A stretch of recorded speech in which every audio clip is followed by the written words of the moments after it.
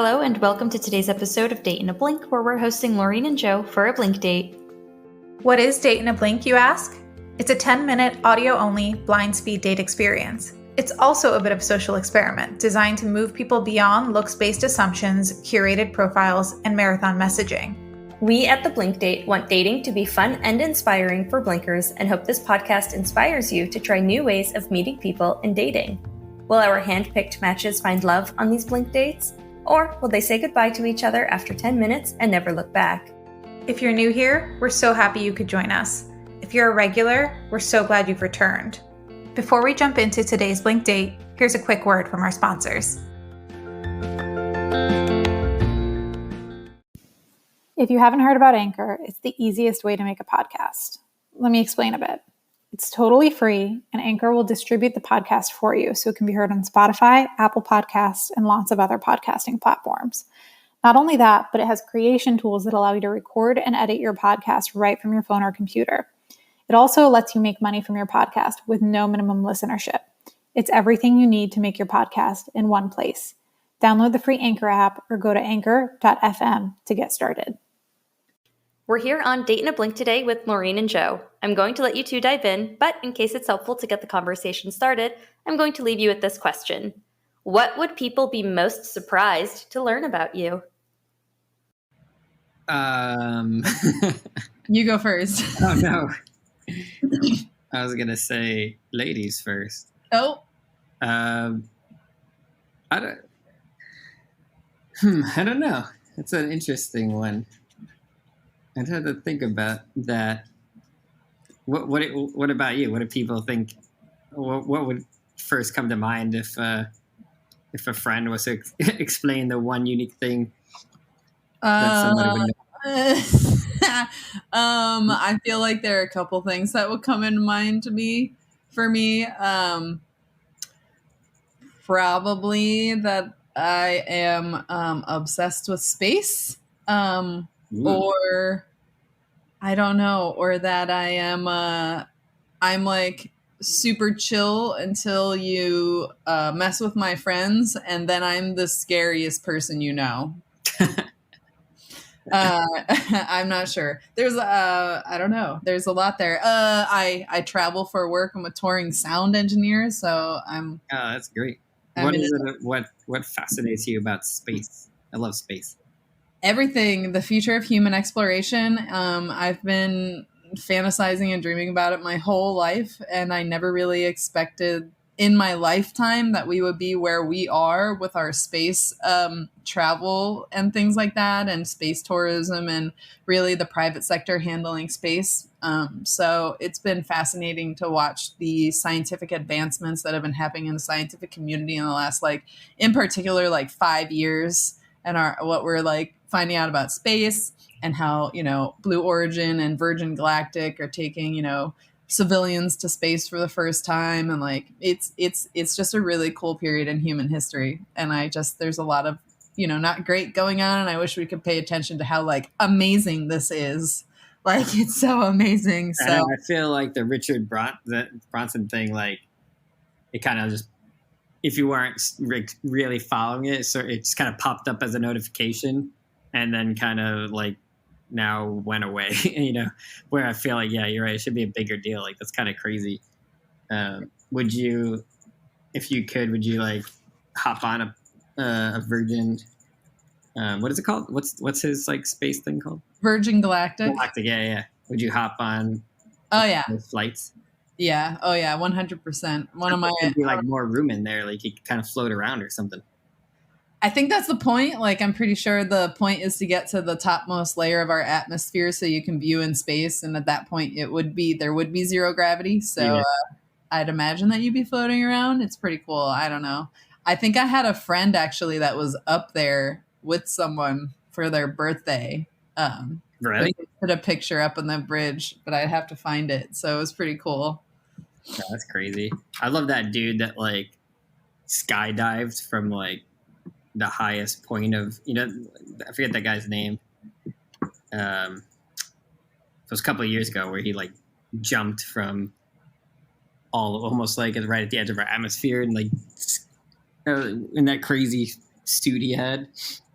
Oh, I think I heard about this. I don't quite remember it Yeah, it though. was like some guy for like Red Bull or something. It was crazy. Okay. But yeah, that was pretty interesting. Well, what about you? What's your unexpected thing? Now that you've heard mine, now you have to come up with an answer. Yeah, now I think about it, the only thing I can think of that's most unexpected is that I guess it's like my musical choice. I'm like a bit of a metalhead, and I think at first glance and meeting of me, I am also like super chill and I guess don't stereotypically look like what most people I guess would think a metalhead looks like. So every time I put on my sense of music, people are like, "What?" As someone who worked Warped Tour for a couple of years, I can confidently say there is no particular look for metalhead. Trust me. No, I know. There's all kinds of people in the DIY culture. Yeah. I mean, from all the like, From the normal, yeah, I got you. but yeah, I mean, I've been also like I used to live at freaking concerts, like not so much now. I did go to Warped Tour back in the day. I actually worked it when I used to work for Pacific Sunwear. I remember we set up a Pacific Sunwear tent at Warped Tour, and I got to go. And I think that was Eminem's first Warped Tour, and everybody booed him, and then he became like Eminem. That happened with Katy Perry and stuff too out there. She did Okay. yeah, she was out on Warped Tour. Not the year I worked out on Warped Tour. I did 2016 and 2017. I'm a sound engineer, so I was a system tech for one of the monster stages, which is actually one of the screamo stages. So Oh, that's awesome. like I worked with bands with like Guar and All That Remains and I wonder if you worked with my friends then. This back then he was in a band called God Forbid. They used to do the East Coast Ozfests and stuff like that. I don't think they ever did Warped Tour, but probably not. I don't think so. I mostly just did Warped Tour. What do you do? I do visual effects for movies. So, Okay. I'm a super like department kind of team supervisor at the place I work at. So I kind of lead a small group of artists to kind of do some like crazy effects for all the big Marvel movies and TV shows and more. But yeah, it's been cool. I've been doing that for ages. It's been like coming on 17 years. Jeez, did you work on Loki? I didn't. I did like a little bit. I helped a little bit with the team on it, but yeah, we had a team that worked on it, but I personally didn't work on it. That's cool though. Yeah, that show's cool. Oh well, I'm a nerd, so I love like Marvel and all the superhero movies and stuff. Yeah, same. I like grew up on like Spider-Man comics, so I'm more or less kind of in my dream job because I can't draw to save my life. So I knew I was never going to work in their comics, but at least I could help them in their little movie universe. But yeah, what's your like specialty for the visual effects? Like, I'm a compositor. Okay. Yeah, so I'm a compositing supervisor now, and I've been pretty much all my career I've just been compositing with a little bit of CG lighting here and there, but mostly compositing. So do you know what that is? Because most people, whenever they see it, they're like, "What's a composer?" And they're like, "You do music?" I was like, "No." No, I feel for visual effects, I think I know what compositing is, but I definitely wouldn't mind a definition. I work in film sometimes, but not all that much.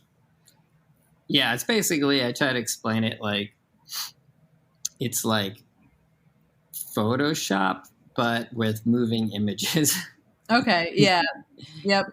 It's like, I do like photo edit composite things, so I kind of understand what you're saying, but yeah, it's like highly more technical. Yeah, it's the most simplest of terms that Uh-huh.